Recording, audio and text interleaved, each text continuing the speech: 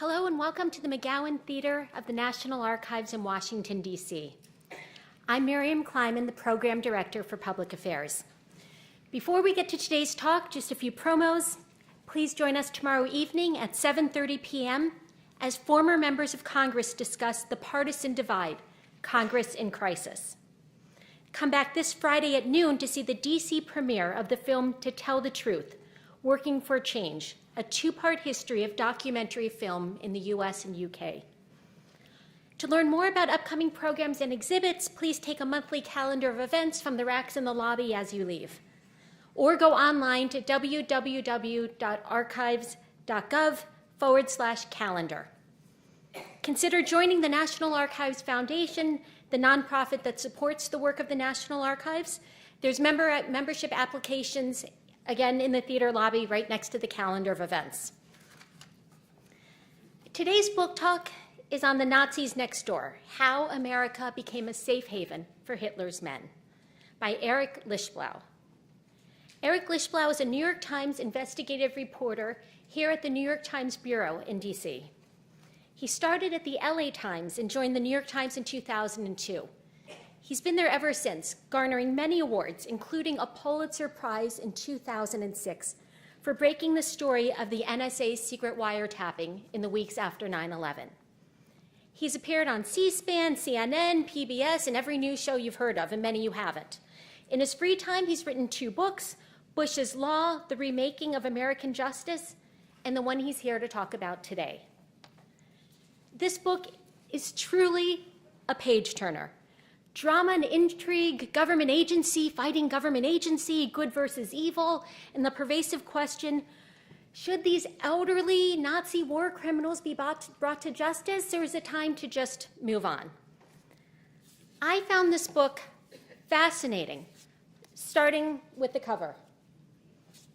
I'm from Cleveland. I grew up in Cleveland, home to John Demjanjuk, literally, well, not literally the Nazi next door, but the Nazi across the city.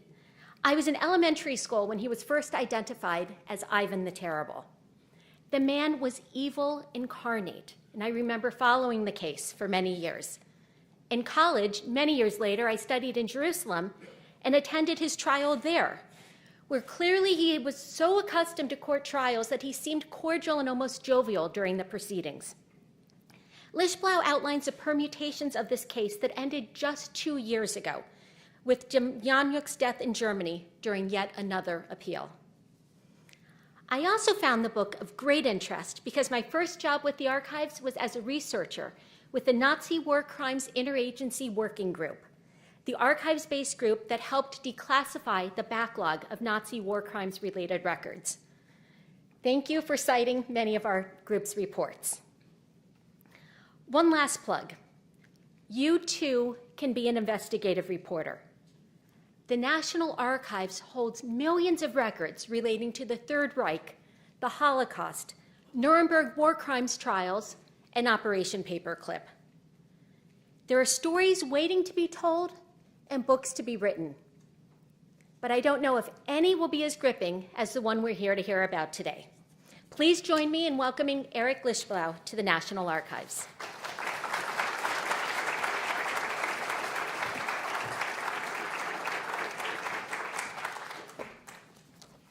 Well, thank you for that kind introduction, Miriam. It's great to be here today, and it's especially nice to be here at the National Archives. I could not echo more strongly what Miriam said about the vast resources that the National Archives has. I did much of my research up in College Park at the facility there, and if you've never been there, I know by your presence today, you're all interested in history and research. I would urge you to go up there, pick a subject, and rummage through history, basically. We've gotten to the point where we think everything is searchable on Google in 0.23 seconds, and it ain't so. There are millions and millions of records in the National Archives, and this book would not be anywhere near the form it is now were it not for a lot of the declassified war crime files that Miriam mentioned, which Congress ordered the intelligence agencies to begin producing in 1999 about the government's relationships with known Nazi war criminals. And it's really, the facility in College Park at the National Archives, it's really a throwback. When you're, you got to wait. It's sort of like the old Heinz ketchup commercial. You got to wait a couple hours usually to request the documents. But once you get back those boxes of documents on the original parchments, when you're looking at files from 1945, 46, 47, about conversations between the Pentagon and the State Department about Nazis, as a researcher, it was a real thrill. And again, this book would not have been possible without the National Archives and the archives that are available in College Park. So with that said, let me tell you a little bit about how this book started. It was really by accident almost with a tip that I got now about 4 years ago from a source of mine who said that there was this internal report at the Justice Department that laid out the history of the Nazi hunting unit at the Justice Department, which was created in 1979. This was this exhaustive internal history, 600 pages or so, warts and all, which looked not only at how the United States had belatedly tried to identify and deport Nazi fugitives in the United States, but also how, even more interestingly, how the U.S. government itself had relations with some of these guys beginning immediately after the war. Now, for reasons that were still mysterious when I got this tip, the government had refused to put it out. They had been sitting on the report for years. And if you know any reporters in Washington, the surefire way to get a reporter's attention is by telling him that the government has a secret report that they are not going to share publicly. That is like waving a slab of meat in the face of a hungry dog.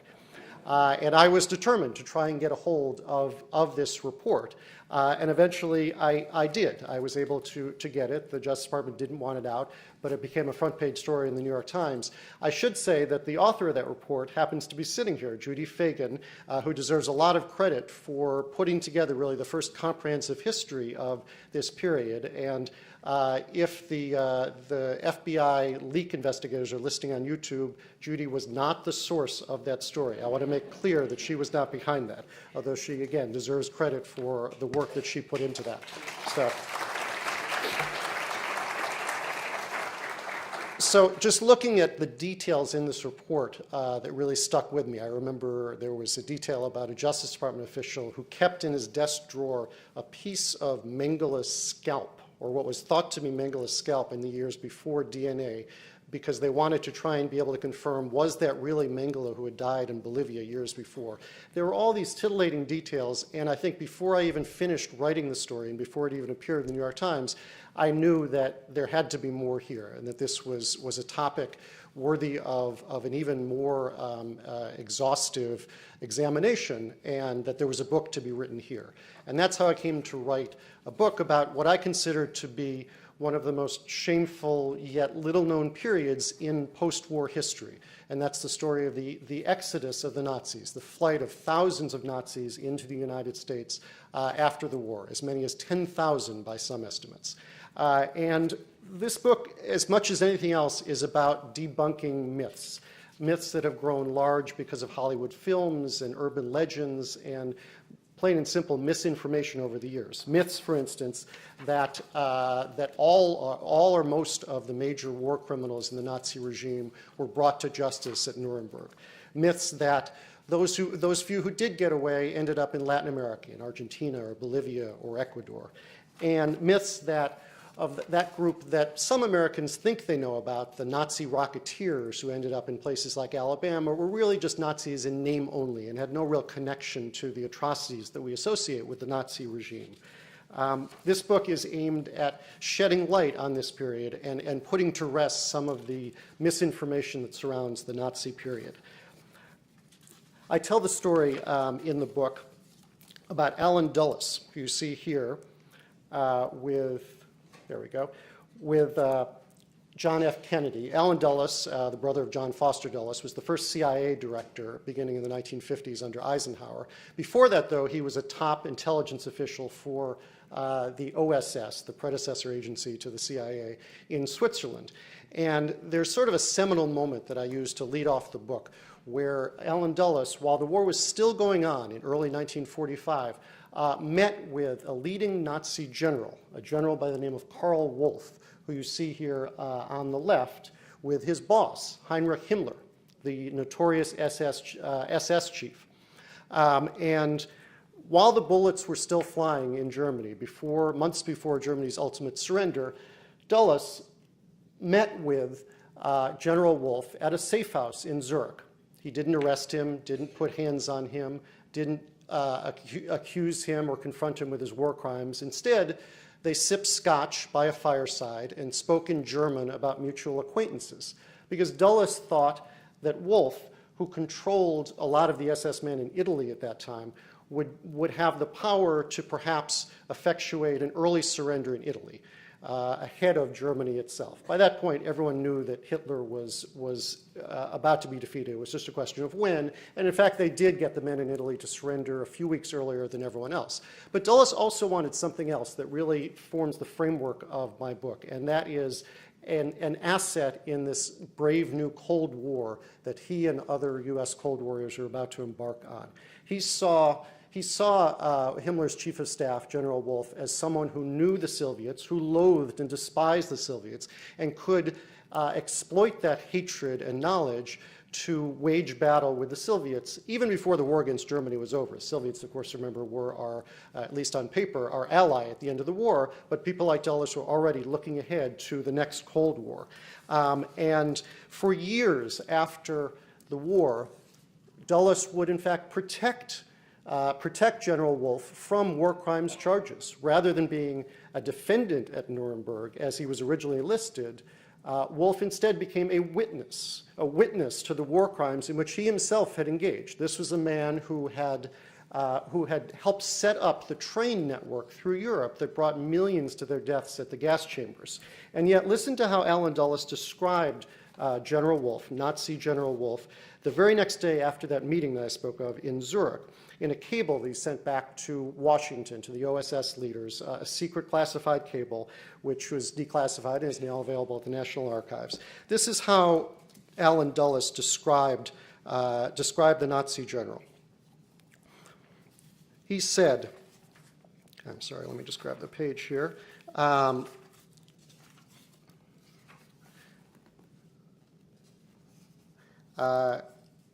Okay, I apologize. I've lost the page here for a second. Okay, the very next day, he sent a secret telegram to Washington recapping what he excitedly viewed as a breakthrough meeting with Nazi General Wolff. Much of the memo was devoted to how impressed he was with the Nazi general, a rose-colored view that ignored the many atrocities he had directed. Quote, "Wolff is a distinctive personality," Dulles wrote, "and dynamic, too. Our reports and impressions indicate he represents more moderate elements in the Waffen-SS with a mixture of romanticism. The general's aim," Dulles cabled, "was to help lead Germany out of war and to end useless material and human destruction," end quote. Wolff was handsome and trustworthy too, Dulles added later, and the Allies would be able to work with him. Those who had met him could plainly see that Wolff was, quote, "no ogre," unquote. Dulles was also impressed with the Nazi general's deputies. This is how he described one of the top deputies who helped arrange that secret meeting in Zurich, a man by the name of Guido Zimmer, who was a senior officer in the SS under Wolff. He said that Zimmer, quote, "despite his membership in the SS, was a devout Catholic. Zimmer, somewhat of an aesthete and intellectual, was moved by a desire to save the art and religious treasures of Italy from ruin if the war continued. Zimmer seemed to be a misfit in the SS. He was good-looking, clean-cut, not the way one pictures the typical SS officer." So this was a mindset that you saw not only with Dulles, but with other senior American leaders at that time as we entered the Cold War beginning at the end of 1945.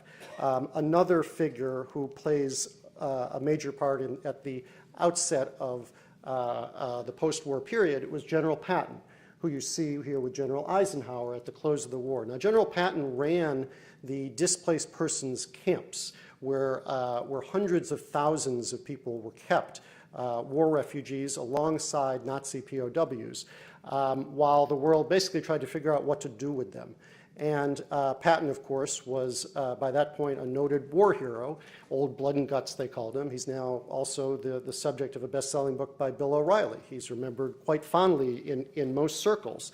I tell this story in the book in that period in the displaced person camps of General Patton going to the POW barracks where some of the Nazi scientists were kept. These were men who had built the V-2 rockets that Hitler had used to strafe Europe, Antwerp, London, and elsewhere, doing massive destruction.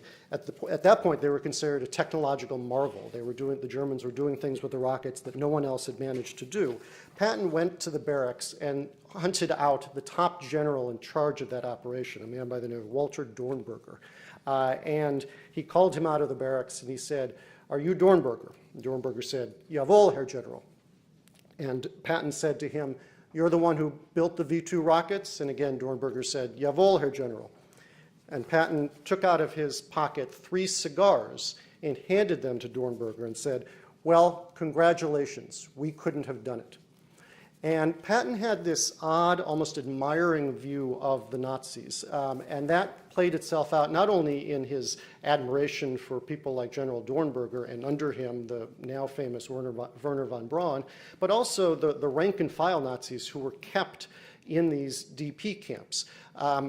Believe it or not, and this has now been essentially lost to history, and it was surprising to me in my research, Patton let the Nazi officers maintain control of a number of the displaced person camps, essentially lording over the Jews under them. They were either bunked side by side with them or at times were giving them orders as to how the camps would be run. And Patton believed that they were in the best position to run the camps because of the efficiency that they had brought to the war. That sounds unbelievable 60, 70 years later, that could be the mindset, but it was. In fact, he defied the orders from General Eisenhower, again, you see the two of them here together, to denazify the camps. And he told one of his aides, when he was challenged about this, if those are the men best positioned to do the job, I want them to do it. Now, don't be fooled into thinking that this admiration for the Nazis didn't have a spillover effect on the treatment of the real victims here, the Jews, because also lost to history is the fact that Patton was a raging anti-Semite, and he held the prisoners in those camps, the Jews chiefly, in utter disdain. You see here a report that was prepared for President Truman when General Eisenhower and General Patton under him were running those displaced person camps about 6 months after the end of the war, when hundreds of thousands of refugees were kept in those camps. Not just Jews, but communists, gays, Jehovah's Witnesses, large classes of other persecuted victims who had somehow survived Hitler's killing machine. And yet, Truman's report, which was prepared by the dean of the University of Pennsylvania, told him that the conditions in those camps were so decrepit and so unlivable and so horrific to the point that people were not only dying of dysentery and other diseases, but some were actually committing suicide under the U.S. watch, that he compared them to the camps that the Nazi concentration, that the Nazis had run themselves. He said, this is a man by the name of Earl Harrison who wrote the report, he said, "As matters now stand, we appear to be treating the Jews as the Nazis treated them, except that we do not exterminate them. They are in concentration camps in large numbers under our military guard instead of SS troops. One is led to wonder whether the German people, seeing this, are not supposing that we are following or at least condoning Nazi policy." Now, Patton, when he got this report from Truman, was outraged.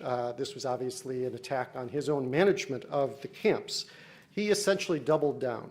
What he wrote in his diary after that, a copy of which are in the archives at the U.S. Holocaust Museum, where I did a fellowship during my research, what he wrote in his journal was this: "Harrison and his ilk believe that the displaced person is a human being, which he is not, and this applies particularly to the Jews, who are lower than animals.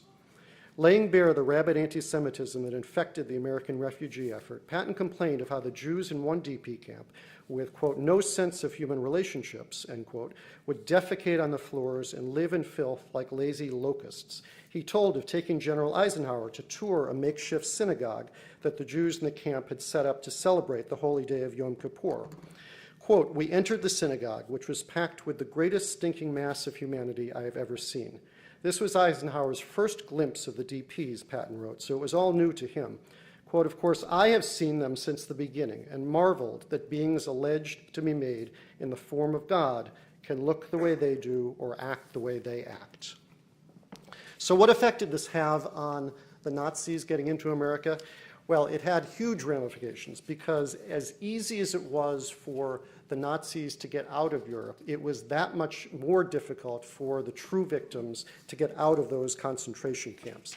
In those early months and years after the end of the war in the spring of 1945, visas to America and elsewhere around the world were in precious short supply. They were essentially a golden ticket out of this horrific war zone. And at that point, there were only a few thousand visas available for Jewish survivors in the concentration camps to come to America. And Palestine was equally inaccessible to many of them, despite attempts early on to make that a safe haven for the legitimate refugees, for the survivors who were in those concentration camps. And yet, at that same time, there were 400,000 visas that were available to refugees from Eastern Europe, from the so-called captive nation states that had been occupied by the Nazis. And this was all a part of this Cold War thinking that I mentioned. These were people who were seen as having been captive by the Nazis for the last several years and were about to be seized essentially by the Soviet Union. We wanted to get those people in the United States before the Soviets could get their hands on them. Many of these refugees were seen as staunch anti-communists, people who would make good Americans. That you can look in the congressional record about the immigration policies, and you see them describing Estonians and Lithuanians and Latvians as people of good stock, of good breeding, who would make good Americans. So while we were shutting the doors to the Jews and the other survivors in Germany itself, we were opening the floodgates from Eastern Europe. Now, of those 400,000, no doubt the vast majority were legitimate war refugees in every sense of the word, people who had just been victimized once and were about to be victimized again as part of the Soviet Empire and the loss of their human rights and dignity. But it's also clear that among those 400,000, there was a not insignificant number, probably upwards of 3,000, 4,000, 5,000, who were Nazi collaborators, senior Nazi collaborators, who were not captives of the Nazis in any sense, but were their willing partners, their willing executioners, if you will, who had led concentration camps, who had been directly involved in execution squads, in commando raids in villages, in persecution at the worst levels. They were people like Karl Linnaeus, who was a police official who ran a Nazi concentration camp in Tartu, Estonia, where thousands and thousands of Jews were shot to death on his orders at a death pit just inside the camp. Linnaeus was the one who would lead the school children from a bus upon their arrival to the edge of the pit in their underwear as they were about to be shot dead. And he had this odd, macabre habit of taking their personal belongings, dolls and clothing, and putting it in a pile. That he would save, but he wouldn't save the children. Karl Linnaeus was one of those refugees who got into America, lived on Long Island for the better part of 30 years before anyone realized who he was and what he had done in that long ago war. There were also men like Jacob Reimer, a Ukrainian who settled in Queens and made a good living selling potato chips. His visa application put him down as a POW during the war. It left out some of the more haunting aspects of his Nazi service, such as serving as a decorated officer in the SS, taking part in raids in Jewish villages, and training guards at Travniki, the infamous Nazi concentration camp. Half a century later, the Justice Department prosecutors belatedly came after Reimer to deport him for his role with the Nazis. This was how one of the prosecutors explained the math of post-war immigration policies to the judge. Quote, Reimer was never entitled to immigrate to America. There were only a limited number of visas back then, and he took the visa of a real victim. One more Nazi in America meant one fewer victim who got to come to America and enjoy the freedom and liberties that it offered them. But there were others who didn't need to sneak in like Jacob Reimer or Karl Linnes. They were people like Otto von Bolschwing, a Prussian baron who was a senior SS officer. He had help from the CIA. The CIA knew of his role with the Nazis, and yet in the 1950s hired him anyway as a spy, making about $1,700 a month plus a carton of cigarettes, in Austria to spy on the Soviets as part of this new Cold War. Now, von Bolschwing, like many of the other Nazi spies hired by US intelligence services, was not a particularly good spy. It probably won't shock anyone in this room that the Nazis who we recruited as spies against the Soviets turned out often to be embezzlers, thieves, cheats, liars, and even on occasion Soviet double agents. But at the time, this did not seem apparent to the US intelligence officials who hired them. And in fact, von Bolschwing, I tell the story in the book of his being dispatched on a train to deliver a satchel filled with spy photos and documents with the names of secret agents to a contact in Hamburg, except that he reached this destination at the end of the train and he realized that he had mixed up his bag with another person's. And instead of the spy documents inside, there were pajamas and men's toiletries. Now, if that were you or I who was caught in such an embarrassing episode, not to mention the fact that we used to be a Nazi, the CIA would probably fire us, I'm fairly confident. Yet von Bolschwing, not only wasn't he fired, but the CIA whitewashed his record and brought him and his family to New York City to live as what they called a quote-unquote reward for his service in Austria. That's their word, not mine, because I can't make this stuff up. And in view of what they called the, quote, innocuousness of his Nazi party activities. Now, innocuousness is a strange word to use when you're talking about a man who worked as a top aide before the war to this man, who you may recognize as Adolf Eichmann, the architect of the final solution. Von Bolschwing was the man who wrote in the years before the war hideous white papers for the Jewish Affairs Office, for Eichmann's eyes and others, about the ways to terrorize Jews. This is a sample of his writing of a paper called The Jewish Problem.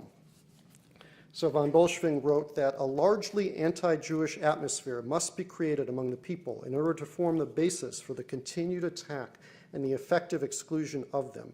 The most effective means is the anger of the people leading to excesses in order to take away the sense of security from the Jews. Even though this is an illegal method, it has had a long-standing effect. The Jew has learned a lot through the pogroms of the past centuries and fears nothing as much as a hostile atmosphere which can go spontaneously against him at any time. Now, the CIA had in its own files evidence linking von Bolschwing directly to Nazi party activities at the highest levels. And yet, they not only brought him to the United States to live with his family, but they even covered up his activities years later when von Bolschwing was in some danger of being exposed. His old boss, Adolf Eichmann, you may recall, was captured by the Israelis in Argentina in 1960, a daring raid that brought headlines around the world to the problem of Nazi fugitives. And von Bolschwing himself feared that he was going to be next. So he went back to the CIA, and I tell the story in the book of a meeting that they held in New York City at a restaurant where the CIA promised him that they would protect him. They would not tell the Israelis who he was or where he was. They would not tell the Justice Department immigration officials. They would not tell anyone. And in fact, it worked. They kept his secret for another 20 years until the Justice Department finally realized who he was. By that point, he was living in Northern California. And on his deathbed, he was finally confronted with his horrible crimes. This is another CIA spy from the Nazi regime. His name is Aleksandras Lalekas, who was a Lithuanian. You see him on the left. That's a picture of him in 1938 when he was the head of a notorious Lithuanian security force in Vilnius that worked hand in hand with the Gestapo in the Nazi-occupied country of Lithuania to identify, arrest, and ultimately slaughter 60,000 Jews outside the town of Vilnius. This is a picture of some of the victims, a small fraction of the victims.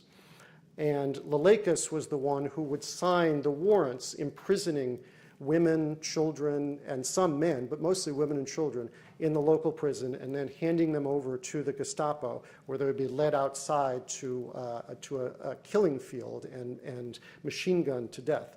You see on the right his photo in the United States after he'd become a naturalized U.S. citizen living in Massachusetts. He too was a CIA agent in those years after the war, working for the CIA in Europe as an asset in the Cold War. It was not as if the CIA did not know of his past. In fact, the files at the National Archives in College Park, you can read where the CIA, within months of the end of the war, had determined that Lelekas was, quote, controlled by the Gestapo, end quote, in Lithuania, and was connected to the mass shootings in Vilnius. And yet they used him as a Cold War spy in Europe in the 1950s, paying him a handsome salary, plus, of course, cigarettes, and then helped him move to Massachusetts, where, like Otto von Bolschwing, he lived for years and years before he was ever confronted with his crimes. He managed to fade into the Lithuanian community. He sold encyclopedias for a living, and it was another 30 years before he was facing deportation for his crimes.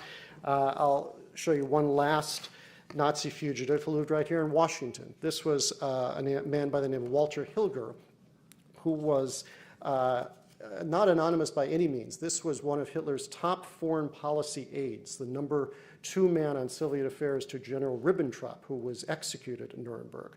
Hilger, in fact, was with Hitler towards the end of the war in one of the eastern bunkers and was a top advisor on the invasion of Russia by the Germans earlier in the war. He came to Washington. He worked for the CIA as a covert analyst. He would go out to McLean. And in fact, I tell the story in the book of how he would do research here at the National Archives on a regular basis in the 1950s. And seemed to be hiding in plain sight. He was listed in the telephone book. He was writing his memoirs in which he talked unapologetically about having served Hitler. There was another man doing research at the National Archives in that time, a man by the name of Raoul Hillman, who was writing what became the definitive work on the Holocaust, the destruction of the European Jews. And he would see Hilger sometimes sitting at the cubicle at the National Archives, and he knew that no one was paying any attention to him, but he refused to be in the same room with him. So whenever he saw him, he, in a sort of silent protest, would stand up and leave. That was about the best that he could hope for as a denunciation of the presence of Hilger and people like him in the United States.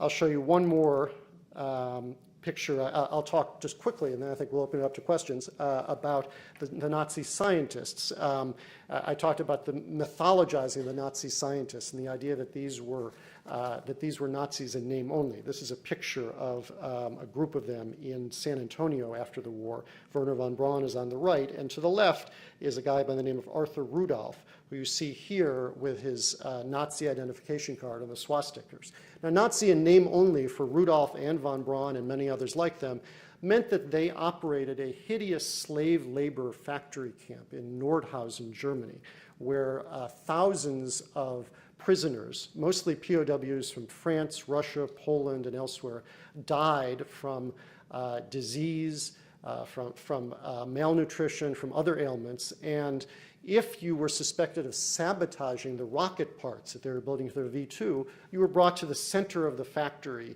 where a giant crane was set up for the work. And you were hanged in front of the other prisoners as a lesson of what would become you if you dared to mess with the Nazi machinery. Arthur Rudolph was the head of production at that facility. Yet he, like von Braun, came to America under what was known as Operation Paperclip and lived for years, not only as a free American, but as a noted NASA scientist, not quite as famous as Werner von Braun, but within the Apollo space program and the Saturn space program, he was quite prominent.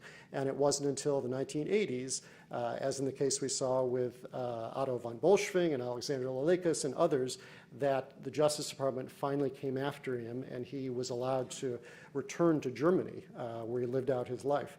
There are obviously a lot of villains in this book, but I don't want to leave you with the impression that there are no heroes. One of them was a man I'd never heard of before I started my research, a man by the name of Chuck Allen, you see here on the left. He was a left-wing journalist in the 1960s. He wrote for obscure communist publications and Jewish publications. Occasionally he would get into a prominent left-wing publication like The Nation, but for the most part no one read his stuff.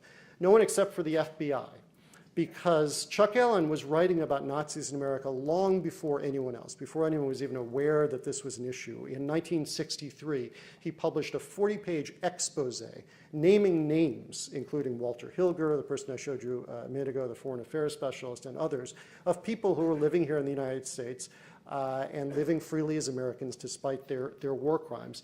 He was sort of a journalist / activist, and you see on the right a poster from a rally that he organized. He organized rallies in Brooklyn and Chicago and Los Angeles to draw attention to this problem. Now, as I said, the mainstream media and politicians, for the most part, ignored him, but the FBI didn't.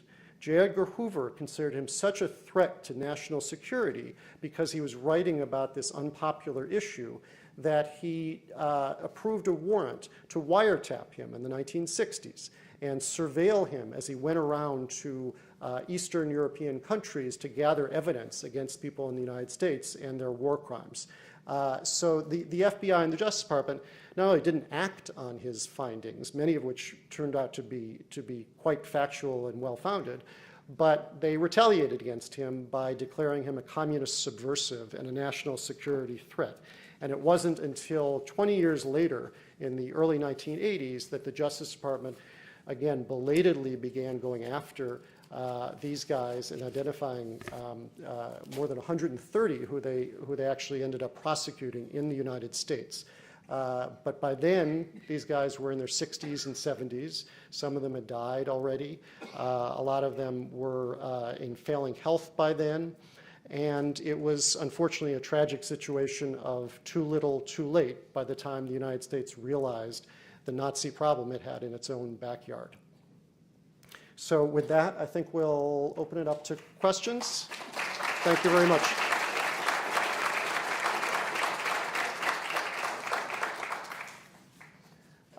Yes, just jump in.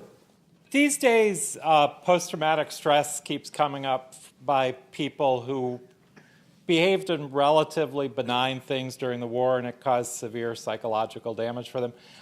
I never hear about that with Nazi refugees. Was there, do you have any evidence that any Nazi sat there and thought, yeah, that was a mistake? What did I do?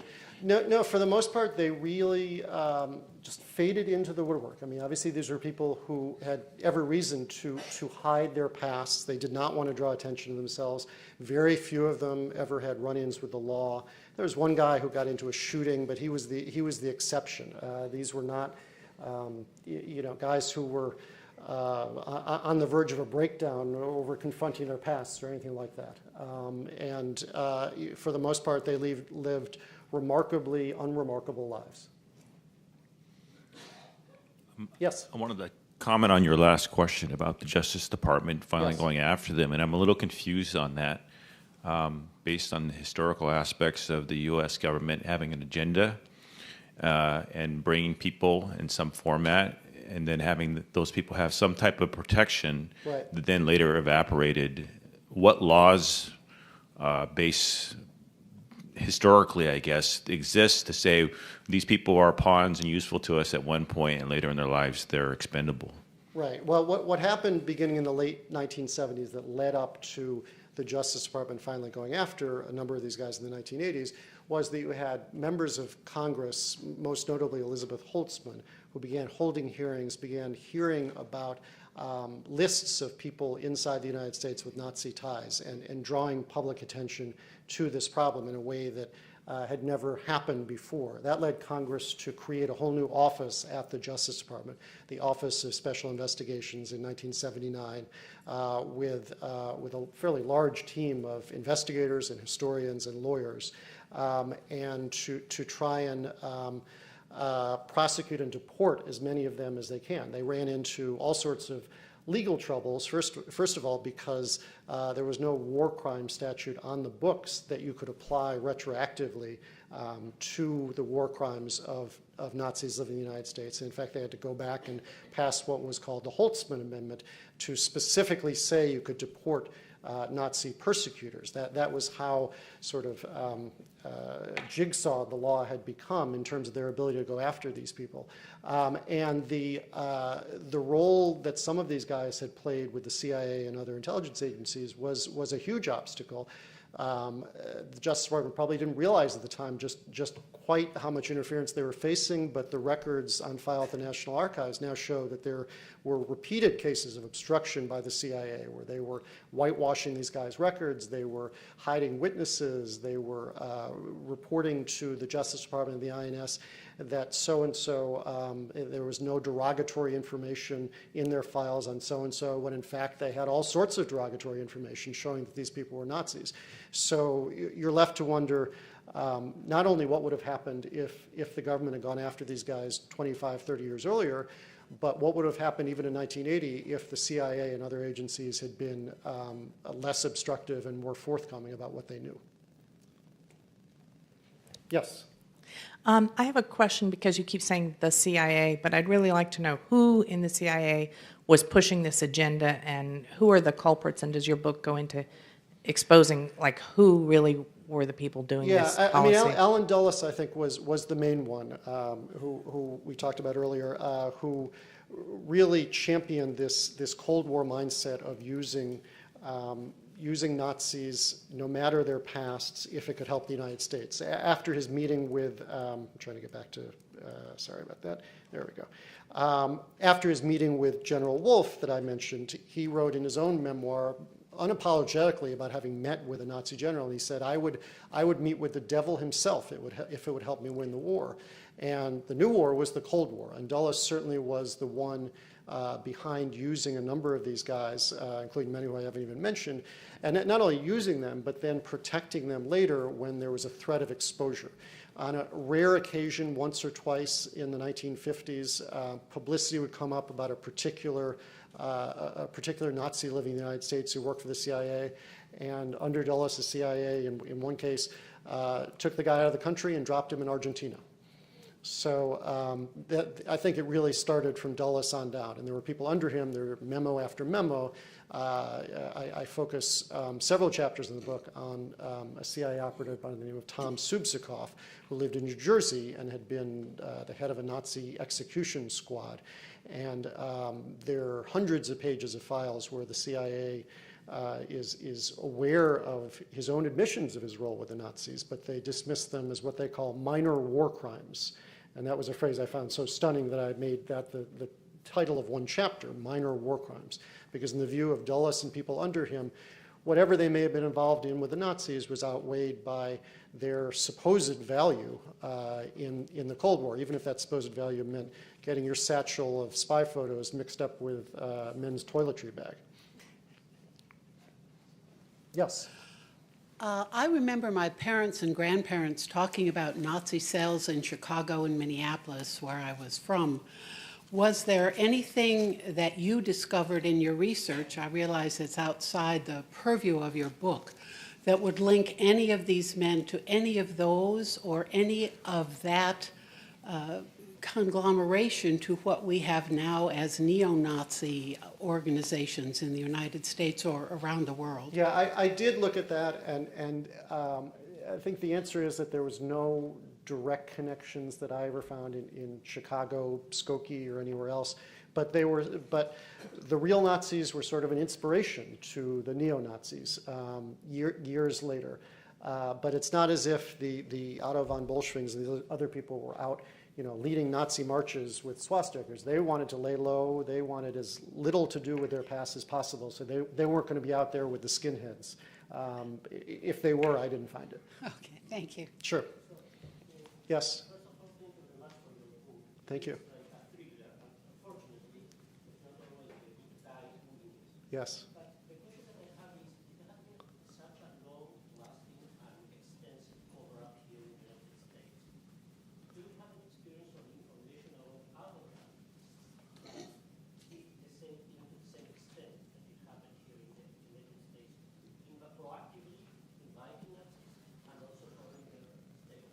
Right. My focus was on the United States, so I didn't look nearly as in-depth at other countries, but certainly Argentina, and several other countries in Latin America did have historically a lot of complicity.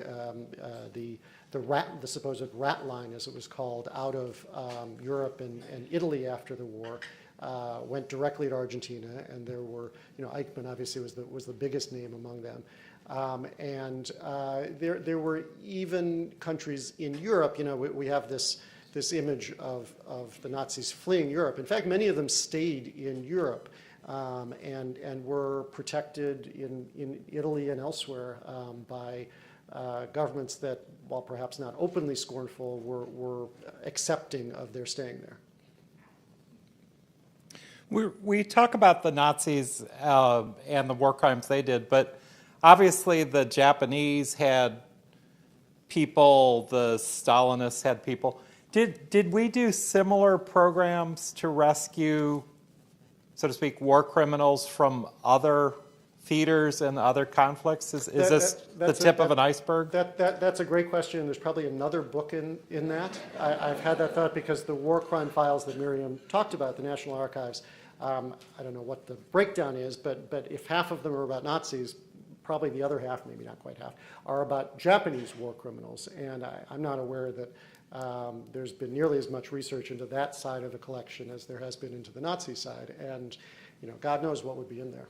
So, and Mary, has there been a real exhaustive look at the Japanese side of the war crime files? Yeah, I don't think so. So someone should take a crack at it. So, let's see. Anyone else? Oh, yeah. Yeah, did you, so have you come to any conclusions? I mean, the Cold War obviously came very rapidly on the heels of World War II. As you look at it now, were these efforts, the CIA and whatnot, were they productive? Did they lead to, Yeah, I've been asked that question before, and as I talked about with the story about the lost satchel, there are certainly many cases of bumbling or worse in the Nazi spies. A few of them turned out to be Soviet double agents who were not only paid for their work by the United States, despite their Nazi past, but then were giving information to the Soviets and disinformation to the United States. I mean, there certainly were some who were of value. Probably the biggest example is Reinhard Gellen's organization. He was a Nazi general who set up a whole spy network out of Europe, mainly a lot of Austrians. And there were dozens, if not hundreds, of ex-Nazis in his spy network. And he was so successful at sort of using the United States. They brought him, in 1951, they brought him to New York and sort of rolled out the red carpet for him to try and get him on our side, even though he had been a Nazi general 6 years earlier. They took him to Yankee Stadium to see Mickey Mantle in the World Series and paid him hundreds of thousands of dollars in those first few years. I think it was over $2 million, I think, in the end, from the military and the CIA. And yet he sort of viewed them with disdain. He wouldn't even tell the United States who the men in his network were, their real identities, and it come to find out many of them were fellow Nazis like himself, involved in war crimes. And he went on to become the head of the West German Intelligence Service, partly through the through the apparatus that he had set up under the Americans. So I think there's no doubt that he had a legitimate spy network and was passing what turned out to be valuable information to the United States. But whether it was mostly valuable, mostly damaging, it's tough to say. Certainly there's enough cases of ineptitude to call it all into question. And there's obviously the bigger moral issue of, let's assume for a second that the information was valuable, at what price, given the histories of these guys? How far are you willing to go morally and ethically to get intelligence? Isn't that easy to say today versus back then? Certainly, yes. It was a different time, and it's easy to sort of look back at the Cold War and say, it was overinflamed and the rhetoric didn't match the real danger. But sure, I didn't live through the most heated moments, so But sure, I acknowledge that you know, in 1955 and 1959 and 1962, there was a different mindset. And I think that's what we saw here.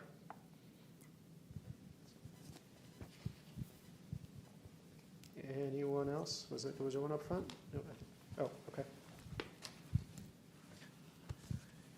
As you alluded to, probably the most famous was von Braun and the scientists. Did you run into any research or information about how much knowledge von Braun actually had of the war crimes that were committed when they're building the V-2? We know that built by Jewish slave labor, those rockets, but how much knowledge he actually had of that? Or I guess he would have had to. Yeah, no, I did look at that, and other historians before me have also looked at that. Michael Neufeld at the Smithsonian who wrote a great book just about von Braun and his role. And I looked at the archives at von Braun's role. It's clear beyond any doubt that he knew that there were thousands of slave laborers who were building his rockets in this horrible mountain factory. And that they were dying on a regular basis. And in fact, von Braun was the one who would meet with the SS along with other senior scientists and tell them how many more prisoners of war he needed sent to the factory because X hundred had just died that week. So there are notes of meetings at which von Braun was essentially requisitioning prisoners of war to build his rockets. And he himself visited the plant. He wasn't based at that factory, but he visited there somewhere from 12 to 15 times. And he said, well, everything seemed fine from what I saw. He didn't see any signs of real misery. And Arthur Rudolph, the scientist I mentioned who actually did work at the site, he was the head of production. You know, he gave similar unbelievable accounts of having there's Arthur Rudolph there, of having toured the facility. And, you know, what the SS did with the prisoners wasn't really his problem. They seemed to be eating well. They were eating better than him. You know, some people were dying, but that happened. When he was finally confronted in 1981, he gives this remarkable account of his role in the camps in overseeing the slave production. And I tell the story.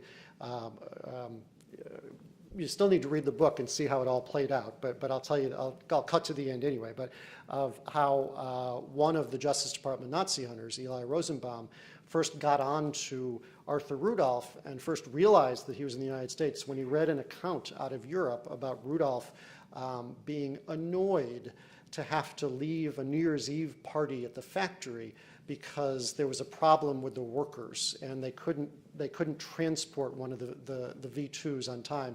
And in a sort of complaining fashion, Rudolph said it spoiled his New Year's Eve and what a drag this was. And Eli Rosenbaum read this and then came to find out that he was living in the United States and was at that point a fairly well-known Nassau scientist. And that led to this years-long hunt to bring evidence against him and finally forced him out of the country. And Rudolph reported to von Braun. Von Braun was his boss, and Rudolph was basically his production engineer on the ground. So, what happened to von Braun? Von Braun died a few years before that Justice Department office was opened. He died in 1977. But there was a lot of talk at the Justice Department just a few years after that. What would have happened if he were still alive? And would they have gone after someone that senior who had, you know, presidents on his speed dial and access to every policymaker in Washington? But they certainly gathered evidence after that, even after he passed away, of his own role in complicity. They went after Arthur Rudolph here, his top deputy. But I make the case in the book that there was really a backlash over the case against Rudolph within the Reagan White House. Pat Buchanan, in particular, was a fierce critic of the Nazi hunters, what he called the hairy-chested Nazi hunters at the Justice Department. And Arthur Rudolph became the first and last scientist to be prosecuted by the Justice Department. There were evidentiary problems. There were, obviously, it had been many years since the crimes themselves had been committed, but there was also clearly a political backlash that made it, I believe, more difficult to bring a number of these cases. At one point, they had upwards of a dozen case files open in the 1980s into fellow Nazi scientists, along with Arthur Rudolph, and these were almost equally well-known people in Alabama and Texas, and yet none of those people were ever prosecuted. May I ask a question? Sure, of course. During the immediate post-war period, West Germany did the same thing. Sure. What did you find in your research between our government and that government? Yeah, I mean, there are a couple of interesting conversations I include in the book where Americans would be talking to the Soviets and the East Germans about their own war criminals. You know, they're part of the Cold War race and the race to get a hold of people like Arthur Rudolph and Werner von Braun was to beat the Soviets to them, because the Soviets were actively recruiting Nazi scientists, and there were reports that they were even kidnapping some of them. So we wanted to get at them first. The Americans would occasionally have interaction with their communist counterparts and ask them, well, what would you do with Nazi war criminals when you got them? And there's one telling conversation I recount where an East German says to someone at the Justice Department, well, you know, we used them and we shot them. That was their approach. In West Germany, yeah, I was in East Germany. West Germany, well, I talked about Reinhard Gehlen, who went on to become the intelligence chief. You know, West Germany obviously went through a tortured period of denazification and purged some, but clearly not all of top Nazi leaders. You know, what happened in the years immediately after the war, the United States and the other allies prosecuted hundreds and hundreds of people at Nuremberg. But we sort of grew tired of that, which I hadn't realized before I started my research. And the West Germans made it pretty clear by 1950, you know, Korea was heating up, and we wanted the West Germans' help in Korea. And they made it pretty clear, like, if you want our help with these communists, you better stop prosecuting war criminals. And not only do we stop prosecuting them around 1949 or 1950, but the United States then pardoned dozens and dozens of them. They literally freed them from prison and wiped clean the record of many others in response really to pressure from the Germans, who had, you know, grown tired of this whole war crimes business. We're out of time. Okay, great. Well, thank you very much.